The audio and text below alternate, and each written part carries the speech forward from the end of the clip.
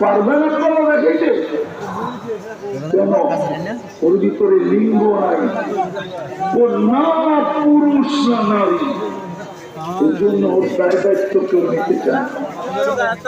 নারীর ভিতরে যদি নারীত্ব না থাকতো তাহলে কোন পুরুষ নারী দায় দায়িত্ব কাঁধে নিত না। নারীর ভিতরে যদি নারীত্ব না থাকতো কোন পুরুষ প্রবাসে জীবন কাটাইত না। যে প্রবাসে কাটায় ও জানে প্রবাসী। আপনি এখানে বসে প্রবাস করছেন, আপনি তো দেখতেছেন 2 বছর পরে পরে লাগে দেশে আসে, বড় বড় লাগে নিয়ে আসে।